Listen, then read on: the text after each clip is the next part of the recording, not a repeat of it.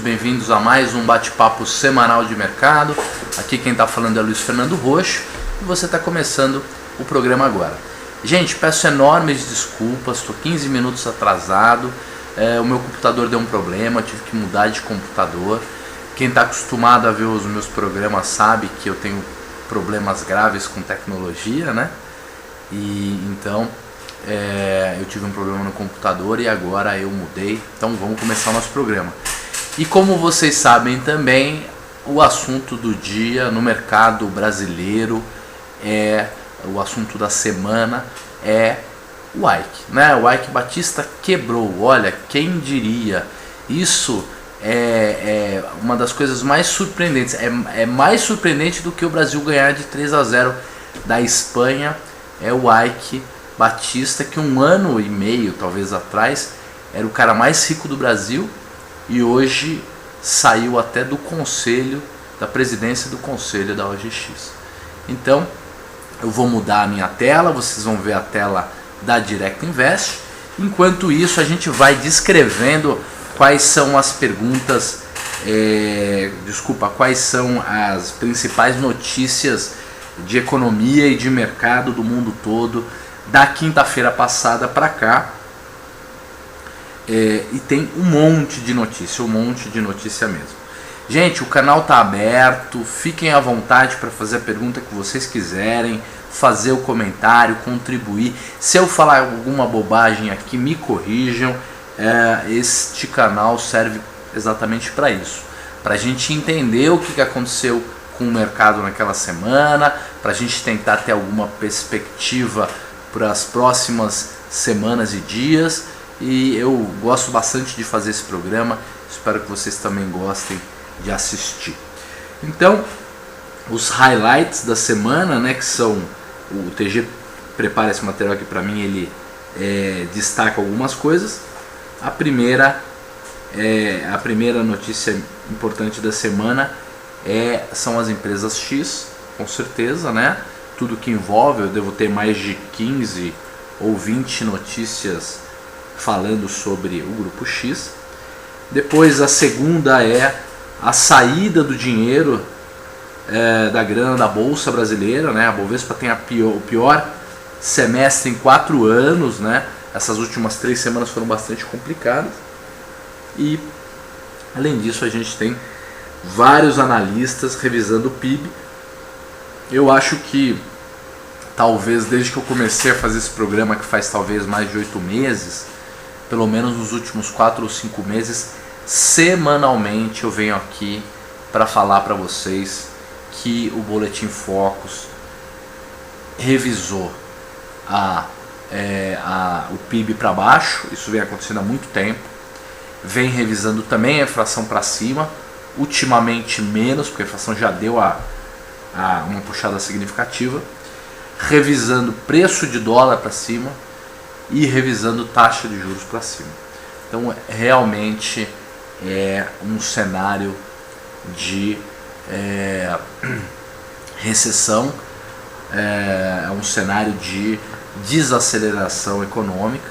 Recessão, você precisa de 2 trimestres inteiros de mercado sem crescer para ser uma recessão. Depressão precisa de mais, precisa de um bom tempo, mas com certeza é um cenário de queda. É óbvio que esse cenário já vem acontecendo há um certo tempo, então talvez a alta de hoje já seja um alento, o começo de um alento.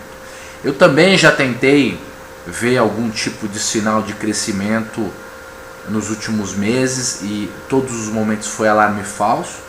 Ainda bem que eu sempre digo para vocês, não confie, é só talvez uma perspectiva de alta. Mas o fato é que o mercado só vai voltar a subir quando ele chegar lá embaixo, quando ele não tiver mais aonde cair. Quando aquele cara que pagou 70 mil pontos, pagou R$18, resolver vender a OGX por centavos, este costuma ser o momento da reversão. Não sei se a gente já chegou, né? O mercado em 2007 esteve a níveis muito mais baixos do que os atuais, mas de qualquer maneira vamos direto para as notícias. Muito bem, vou começar falando da Ásia, tá certo? Na sexta-feira passada a gente teve na sexta-feira uma notícia da China dizendo que o Banco Central da China vai garantir empréstimos e liquidez razoáveis. O Banco Central da China buscou acalmar os temores de que um aperto de crédito poderia afetar a atividade, afirmando nessa sexta-feira que autoridades vão garantir expansão razoável de empréstimos. Isso não significa absolutamente nada, são autoridades financeiras pedindo para investidores se acalmarem. No Brasil isso não costuma funcionar, nos Estados Unidos mais ou menos, na Europa mais ou menos, na Ásia nós vamos ver durante a semana como é que o mercado mundial, o mercado asiático terminou a semana. Na mesma sexta-feira a gente tem uma notícia de que bolsas asiáticas fecham em alta, né?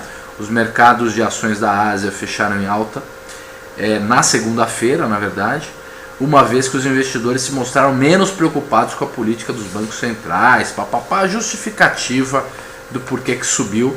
O fato é que na segunda-feira subiu.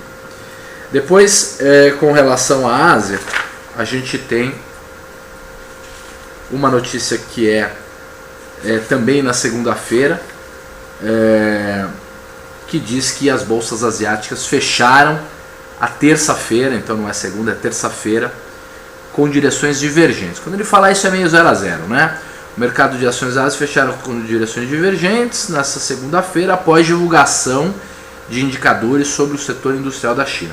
Então na sexta subiu e na segunda ficou de lado, é o que aconteceu até esse dia. Na terça-feira as bolsas da Ásia fecharam também em direção divergente, então os mercados acionários da Ásia fecharam em direções divergentes nessa terça, com destaque para a bolsa de Sydney, que recuperou outros pregões após divulgação de decisão da política monetária. Vocês sabem, né?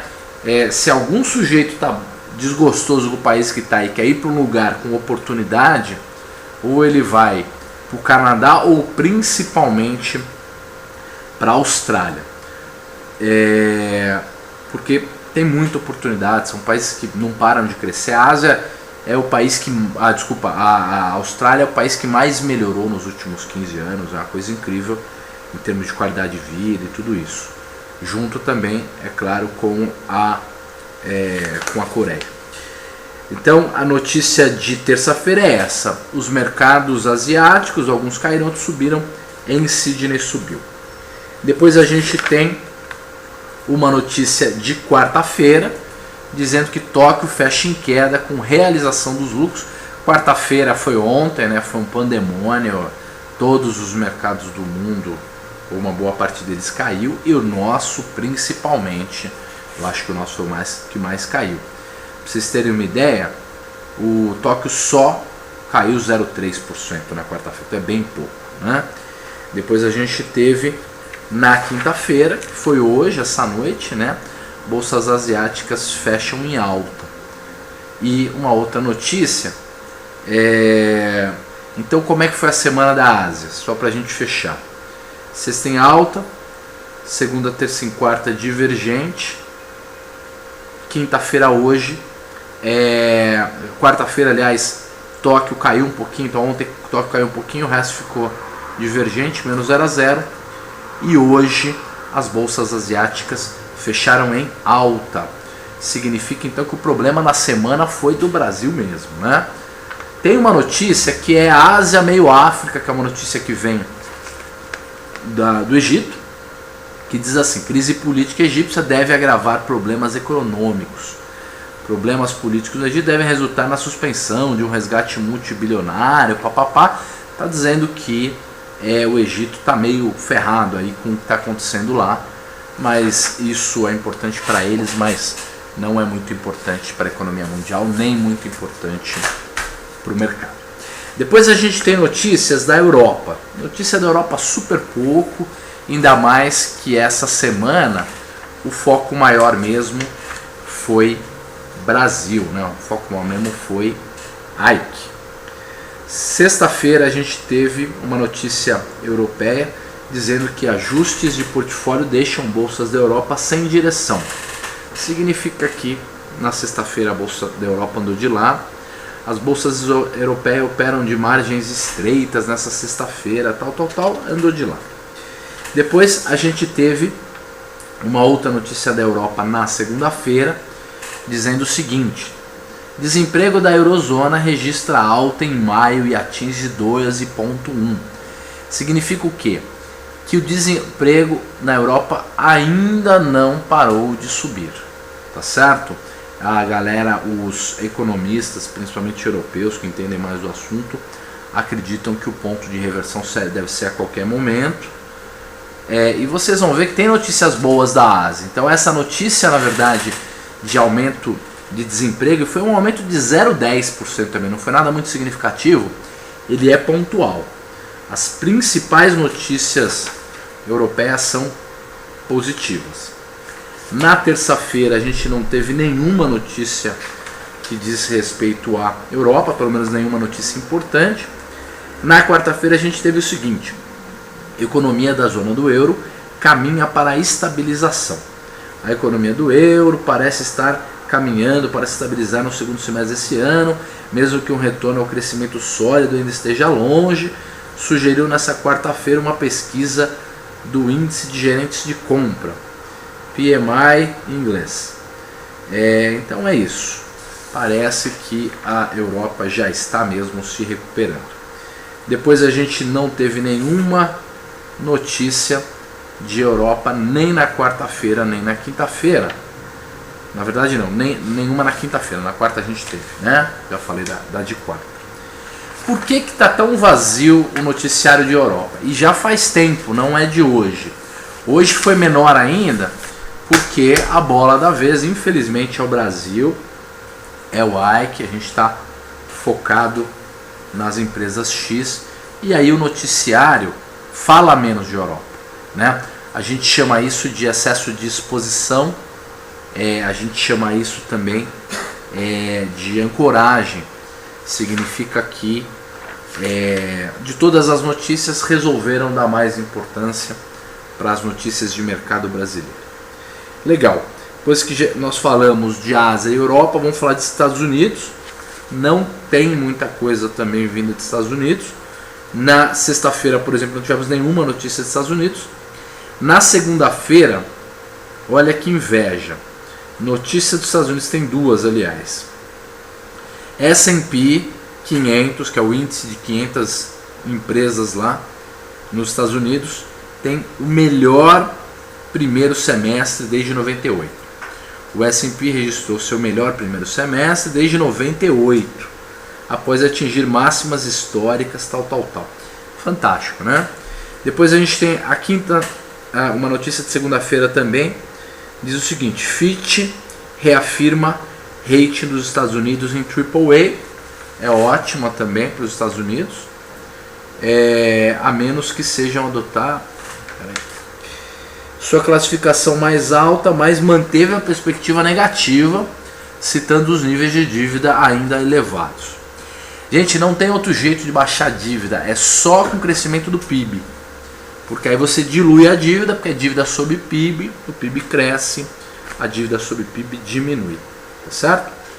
Na terça-feira a gente tem uma notícia dos Estados Unidos também, que diz o seguinte: Fed desencadeou desestabilização mundial, disse Márcio Holland, ao falar do evento Melhores e Maiores da Exame, a gente já sabia disso, não precisava dele falar. Temos mais uma notícia dos Estados Unidos na terça, que é entre Estados Unidos e Brasil, né? Dilma defende robustez fiscal e isso é do Brasil, mas ele fala um pouquinho aí. Ela está pondo a culpa, na verdade, ela está pondo a culpa do Brasil nos Estados Unidos, que é uma característica bem cucaracha mesmo, dizendo que ela está defendendo uma robustez fiscal por causa do momento de transição da política monetária nos Estados Unidos, de uma política expansionista para uma política. Aí ela gaguejou, ela ia falar retracionista, mas ela não quis falar. Aí ela falou assim: é uma política mais austera, né? Então foi assim que ela falou. Na quinta-feira nós temos nenhuma notícia dos Estados Unidos. Então, tivemos 3 ou 4 notícias dos Estados Unidos, uma média, 2 boas. Aliás, 2, isso aí mesmo, uma média e 2 boas, então problema nos Estados Unidos não tem nenhum. Vamos agora começar a falar de Brasil, tá? Eu vou começar com a economia brasileira e eu vou terminar com o mercado brasileiro, porque vocês sabem que o mercado brasileiro foi o que mais teve notícia essa semana, então vamos deixar o melhor para o final. Na sexta-feira tivemos uma notícia econômica, olha que interessante. Manteiga anuncia elevação de IPI para linha branca e imóveis. As alíquotas do IPI para itens de linha branca e imóveis foram parcialmente recompostas para o período entre julho e setembro. Ele faz o que ele quer, né? De vez em quando ele aumenta a alíquota, de vez em quando abaixa. Essa notícia não tem muito impacto para nada não. Talvez diminua ainda mais a expectativa de crescimento. Na própria sexta-feira tem mais uma notícia de economia que diz o seguinte: confiança do comércio cai 3% no trimestre até julho. Normal, né, gente? Com a economia do jeito que a gente está, nas últimas 2 semanas com todas as manifestações, que eu sou, aliás, totalmente favorável, mas o comércio sofreu demais, então a confiança caiu 3% em junho, o índice na média do trimestre encerrando julho, frente ao mesmo período, tal. A pesquisa é feita pela GV. Depois a gente tem uma notícia na segunda-feira que diz respeito a mercado sobe projeção de juros em 2013 e 2014. Parece a mesma notícia das últimas 10 semanas. As últimas 10 semanas a notícia é absolutamente a mesma, né? Então, Boletim Focus elevou sua projeção para a taxa Selic em 13 e 14 e diminuiu a expectativa de crescimento da economia para os mesmos anos. A projeção do mercado, dada pelo boletim para o crescimento do PIB em 2013, também caiu e passou de 2,46 para 2,1440, aliás, 2,46 para 2,40. Não é grande coisa, mas a tendência continua descendente. Para 2014, a projeção de crescimento do PIB passou de 3,10 para 3.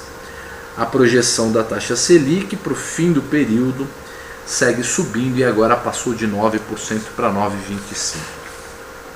Mais uma notícia de economia, que é o seguinte: IPCS sobe para 0,35 em junho, ante 0,32 em maio. Então, a inflação não está dando sossego, não começou a cair, continua subindo pouco. Mas, Roxo, o que está acontecendo? Se a economia está pior, as projeções estão diminuindo, a taxa de juros está subindo, por que a inflação não se arrefece? Gente, o efeito de um aumento de taxa de juros na inflação, ele leva no mínimo 6 meses. Isso é o que está nas modelagens mais tradicionais de macroeconomia, de economia monetária. Depois disso, dólar subindo, né? Dólar subindo, sobe o preço do pãozinho, sobe o preço da commodity, sobe o preço de tudo. Então, infelizmente, a gente ainda tem uma tendência de inflação levemente alta. Não é muita coisa não, porque a economia está mal, mas é levemente em alta. Depois a gente está com um gargalo também de produção e uma série de coisas, o que também complica a inflação. Então essa nós já vimos, essa notícia foi na segunda, e aí depois na terça-feira a gente tem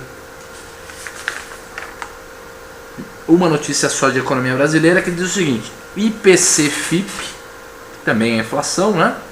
Acumula alta de 1,89% ao ano.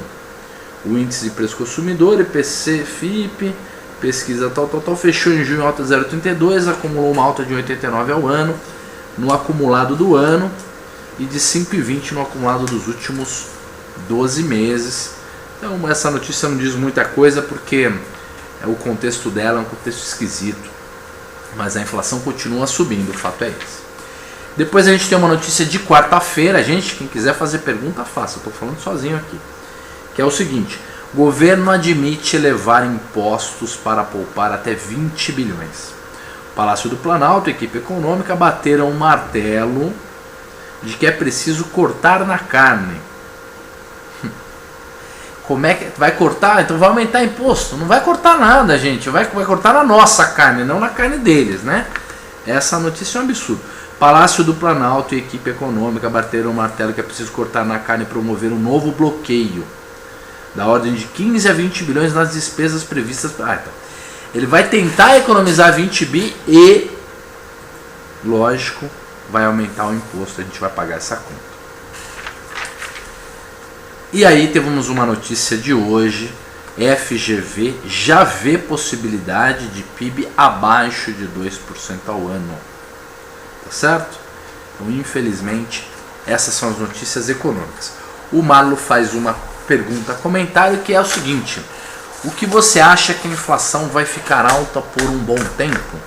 Você não dá para aumentar a produtividade no médio prazo? Marlo, dá. A produtividade brasileira dá para aumentar, principalmente porque a indústria, o setor produtivo, ele está parcialmente tentando se ajustar, tentando ser mais eficiente, tentando aumentar a produtividade. Você vê isso nos últimos balanços trimestrais aí, que vieram com relação a março, do primeiro trimestre do ano. Você tem balanços em que a empresa está mal porque diminuiu a receita, mas tem um ganho de eficiência enorme, né? Além disso, o aumento do dólar faz com que o nosso produto seja mais competitivo e também aumente a produtividade. Mas eu acho que há todo um ciclo aí primeiro. Eu não acho que a inflação vai continuar subindo por muito tempo, por conta até da desaceleração econômica, mas as perspectivas não são muito boas, não. Tá? Eu acho que o Brasil não é competitivo. A gente tem todos esses problemas de infraestrutura que são problemas que levam 10 anos para resolver, né? Por exemplo, quando você diz que vai fazer MP dos portos, vai fazer PPP e privatização com outro nome que eles usam aí, que é concessão para rodovias e tudo isso, isso fica no mundo das ideias. Leva um ano para aprovar no Congresso, depois leva 2 anos para receber a licença ambiental, depois o índio vai lá e começa a fazer bloqueio, e aí tem um documento que não libera, e leva anos, né, para ter esse aumento de infraestrutura. Isso é bastante grave. O Paulo 23 está perguntando se há perigo de estagflação para o Brasil. Olha, a gente vai ter crescimento esse ano, né? Então, estagnação 2013 a gente não vai ter, tá certo? Agora, imagina se a China não consegue implementar muito bem, atrasa um pouco essa mudança de modelo que eles estão tendo, que é a mudança de exportação e produção para uma mudança de mercado interno mais forte. A demanda por produtos mundiais afunda, né? E aí a gente pode eventualmente ter um problema de estagflação. Eu acho que não, tá? Eu sou ainda um pouco otimista, mas acho que a situação brasileira, se não é para isso, é para perto disso. Vamos agora a gente falar das notícias de mercado. Primeira notícia de mercado que vem lá da sexta-feira. BTG oferece 1 bilhão por mineradora para juntar a MMX. A operação de resgate da MMX, a mineradora de AI, que abriu uma nova frente, papapá. Então o cara está fazendo qualquer coisa para se salvar. Depois, na mesma sexta-feira, recompra de ações em junho podem movimentar 2,7 bi. Programa de recompra de ações anunciados pela Companhia Brasileira em junho. Eu vi pelo menos 3 ou 4 notícias essa semana dizendo que os programas de recompra das empresas podem movimentar e podem recuperar, fazer a bolsa subir. É igualzinho, gente, aquela propaganda do português que quer pagar a cerveja com a lata. Não dá. A lata é um pedaço da cerveja. se o líquido for embora, você não vai conseguir levantar com a recompra da própria empresa que tem ações em bolsa. Não. Isso pode dar até uma perspectiva melhor. Por exemplo, eu trabalho no Bradesco há anos. A recompra do Bradesco é todo ano eles fazem recompra. E não necessariamente compram tudo aquilo que eles disseram que poderiam comprar. Isso vai acontecer no resto das empresas. Então, eu acho que isso é pontual. Pode ajudar a não atrapalhar tanto, não atrapalha, pode até segurar um pouquinho o mercado, mas ajudar não ajuda.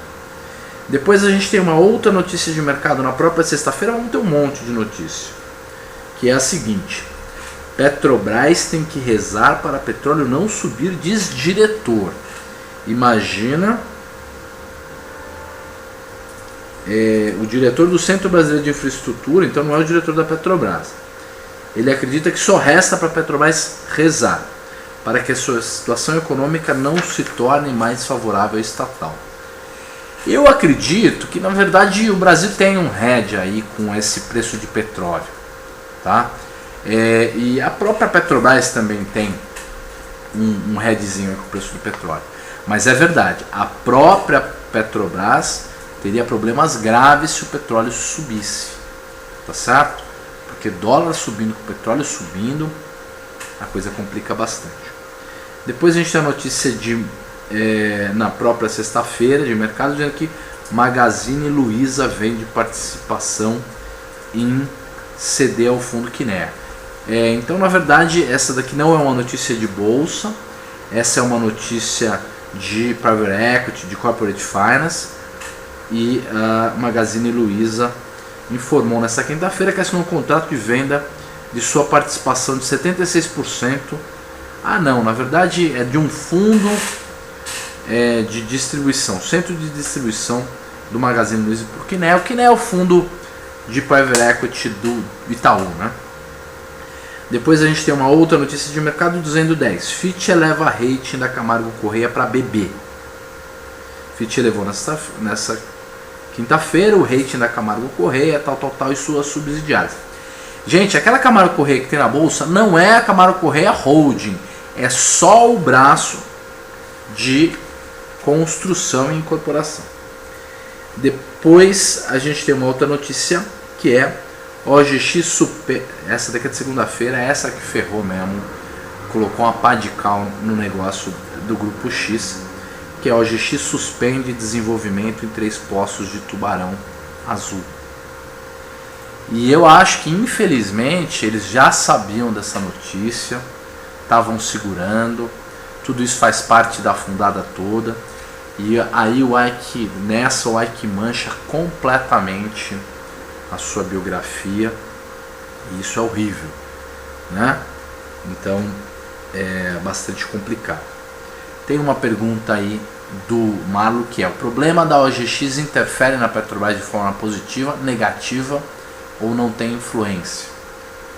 Eu vi alguém me falando hoje, não sei que horas foi, que o dia foi corrido, mas vai sobrar para Petrobras, né?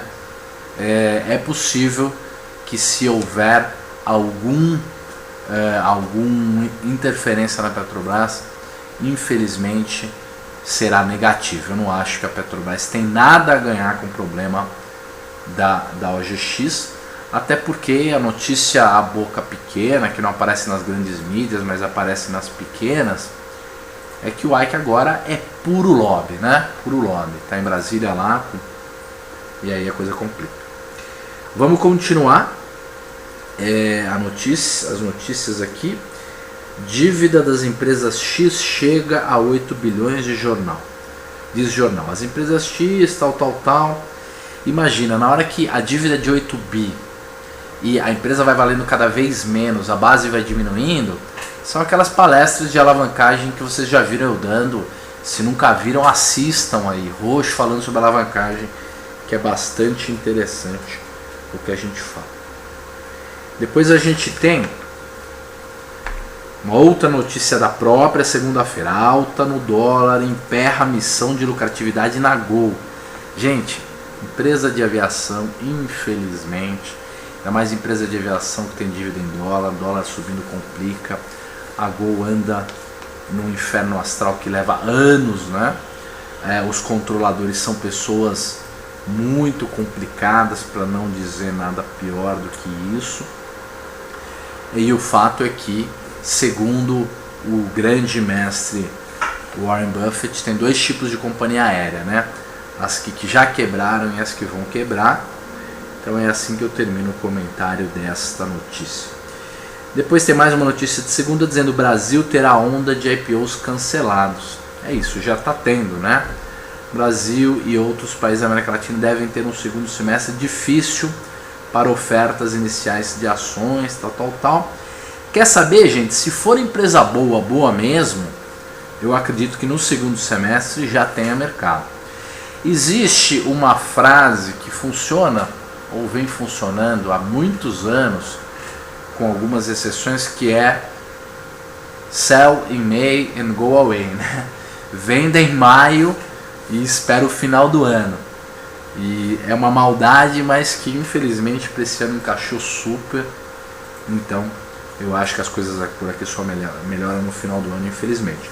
Não significa que não possa ter uma correção aí de 15, 20% e que quem está comprando coisa boa agora não vai ganhar dinheiro, mas não esperem nenhum milagre. Depois, notícia de terça-feira. Gente, também quando o analista está muito pessimista lá no fundo do poço, que é o meu caso, também fiquem com a orelha em pé, tá? A gente que está no dia a dia do mercado, o dia inteiro, fica também muito pessimista. Se bem que esse pessimismo já vem há bastante tempo, então talvez daqui a pouco a gente até se torne otimista.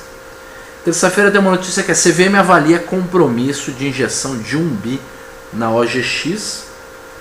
Então, mais notícia do Grupo X. Depois, na própria terça-feira, Embraer, a empresa do ano em melhores e maiores. Quem diria, né? A Embraer arrebentando aí super bem. Não vou falar muito mais sobre ela porque tem que ler, tem que entender. Mas o fato é que aumento de dólar para ela é bom. Problemas mundiais também são ótimos, porque as companhias aéreas começam a comprar aviões menores e mais baratos, que é o caso dela. A Embraer é uma empresa incrível. Depois a gente tem ex-presidente da Sarai vai comandar a Droga-Raia. Isso aqui é fofoquinha mesmo, né? Então, após concluir o processo de fusão entre Droga-Raia e Drogazil, criando a Drogazil, Cláudio Roberto Elis está deixando o cargo de presidente das farmácias e terá como sucessor Marcílio Pousada, que era o presidente da Sarai. Depois a gente tem mais uma notícia de mercado da própria terça-feira. Cenário interno leva ações de construtoras a perder valor. Tudo está caindo, né, gente? Construtora também. Aí a gente tem aqui: BB e Caixa ameaçam Credit Suisse e BTG em investimentos. O Brasil é o único dos BRICS onde os bancos privados como Credit Suisse, o Grupo AG e o Grupo BTG ainda recebem a maior parte das receitas. Talvez isso não dure muito tempo. Nossa, que cara de notícia plantada, coisa horrível. Não sei o que quer dizer essa notícia, não sei mesmo. Mas é possível, claro, que Caixa e Banco do Brasil sejam mais competitivas em investimentos. Depois a gente tem uma notícia de terça-feira que diz assim: corretoras recomendam ações em julho. Em julho, o Ibovespa, principal índice de referência brasileiro, registrou queda de 11%. Quer dizer, uma notícia dessa na terça, um dia antes do mercado afundar, né? É muito interessante. Depois, na quarta, Moody's rebaixa a rente de OGX para CAA2. E nós vamos ver daqui a pouquinho que já tem gente acreditando que a OGX é a segunda ou terceira empresa com maiores chances de quebrar do mundo. Isso é muito ruim. Na própria quarta-feira, após inviabilidade, a OGX foca em Bacia de Campos desfonte. A despeito do risco de default agravado pelo anúncio da viabilidade os discursos dentro da OGX é de vida nova, com foco em recentes descobertas na Bacia de Campos, Depois, na própria quarta, preocupação com recuperação da economia derruba o Ibovespa, né, a forte queda do Ibovespa nessa terça-feira. Isso foi de terça. Mais uma de terça. Produção da Petrobras caiu 1,7. Imagina, a Petrobras tem o maior campo de petróleo do mundo e a produção não para de cair. Complicado, né? Depois a gente tem Gávea avalia participação no aumento de capital na MPX. Então, lógico, tem alguns bons negócios no Grupo X E eles estão tentando aí chacoalhar o cofrinho, vender o que der aí para salvar os dedos, né? O que mais? Governo admite... Não, isso aqui é da economia. Centenial aprova penhor de ações da LLX Açul. O acionista Centennial Asset Participações Açul aprovaram, blá blá blá. Mais notícia do Ike. Depois, as empresas com maior risco de calote do mundo. É essa aqui que eu falei. A consultoria americana de gestão de risco Kamamura Corporation divulgou que a OGX está em terceiro lugar. Ela perde para duas outras empresas, mas também super empipinadas. Depois, na quinta-feira, a gente tem. E aí, quinta foi logo depois da queda de ontem, né, gente? Terrível. Ike Batista renuncia à presidência do conselho da MPX. E aí, algumas empresas do grupo X estão subindo, né? ON investirá 400 milhões em aumento de capital da MPX, concessionária alemã, papapá. BNDES acredita em recuperação da OGX. Notícia do governo, de um cara que colocou 600 milhões de dólares lá numa única tranche. Se ele falasse que não acredita, né, aí não tem o que fazer. Minoritários da OGX vão se reunir em São Paulo, uma outra notícia da OGX. Depois, CVM confirma que está apurando fatos envolvendo a OGX. Né, porque teve aquela venda, né, você lembra? O Ike veio e vendeu a 1,20, aí vendeu uma tonelada de ações a 1,20. Complicado, hein? Nossa. Giro médio diário atinge recorde de 9 bilhões. O volume financeiro médio diário negociado, tal. Interessante, né? Mas o volume da bolsa está subindo. Coisa interessante. Depois a gente tem mais nenhuma notícia de mercado. Gente, 37 minutos falando. Você vê notícias do mundo mais ou menos, sem problema nenhum. Notícias brasileiras péssimas, econômicas e de mercado. De mercado, é lógico, o problema maior é o grupo X. E aí, vocês estão acompanhando o Twitter, Facebook, a piada do dia e tudo mais. Eu acredito que o governo deveria deixar acontecer o que tiver que acontecer com o grupo, vida nova. Milhares ou dezenas de milhares de pessoas perderam muito dinheiro no grupo X, muita gente, pessoa física.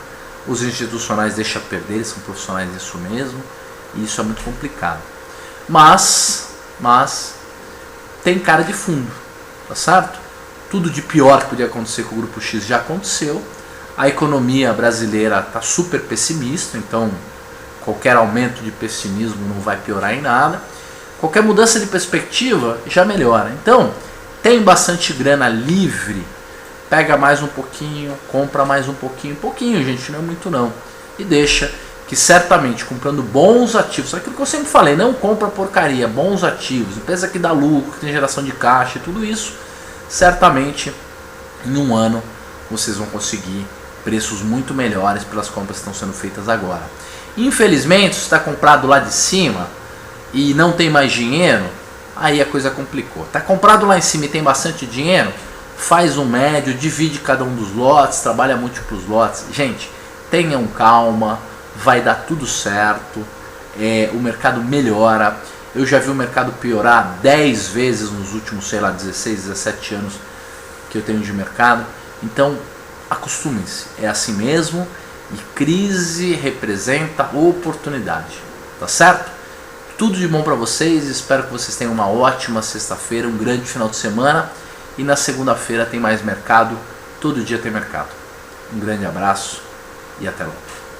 Daqui 2 minutos, não se esqueçam, programa de opção avançado.